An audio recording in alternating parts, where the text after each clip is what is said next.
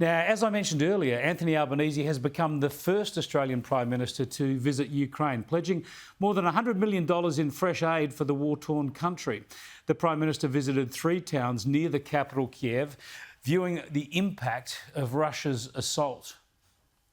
It's devastating.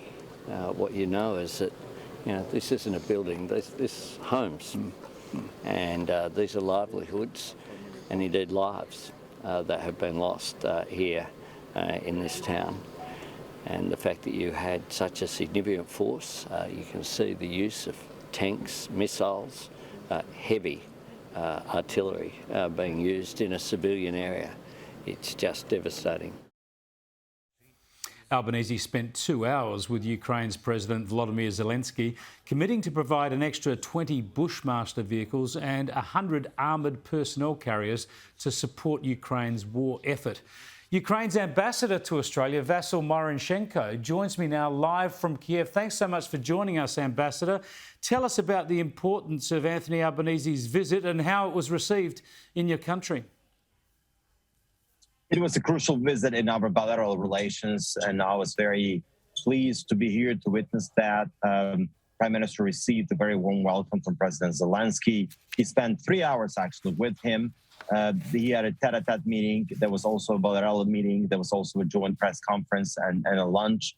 And I think it was, for me as Ukrainian Ambassador to Australia right now, I felt really humbled to see that experience, to see that with my own eyes, to be there with the Prime Minister on his visits to Bucha, Irpin, Hostomel, and all the suburbs of Kyiv, which were so heavily destroyed by the Russian troops.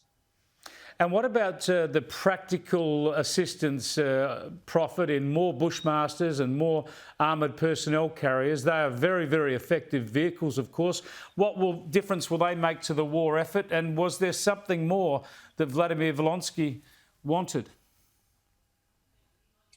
Look, the additional assistance of $100 million, which was announced by Prime Minister Albanese, adds to the previous 285, which was provided previously. So it's now we almost have $400 million of military assistance.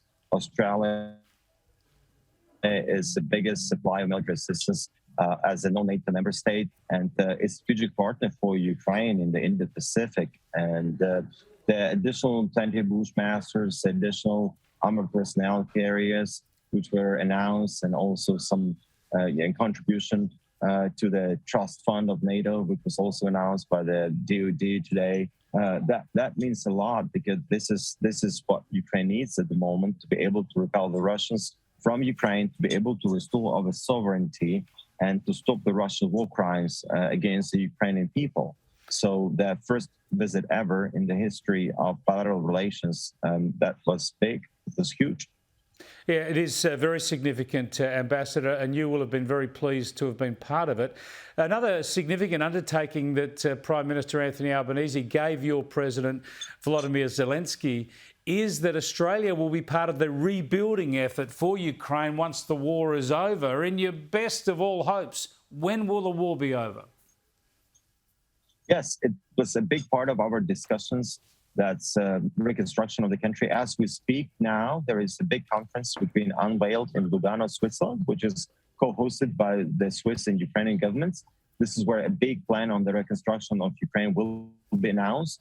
And Australia has committed that they will help Ukraine with the rebuild. Of course, many details will have to be discussed, but we're talking about maritime infrastructure, we are talking about the ports, but there are plenty of other opportunities for the public and private sectors of Australia to contribute and make an input in the rebuild of the country. And that was a big part of our discussions here. Ambassador, thank you so much for joining us on this momentous occasion. Thanks a lot. Thanks a lot for having me. Bye. That is the Ukraine Ambassador to Australia, Vasyl Myroshnychenko, joining us live from Ukraine after Anthony Albanese became the first Australian Prime Minister to visit Ukraine, obviously visiting at a very, very difficult time, but rendering very, very important moral and diplomatic support to Ukraine, as well as military aid.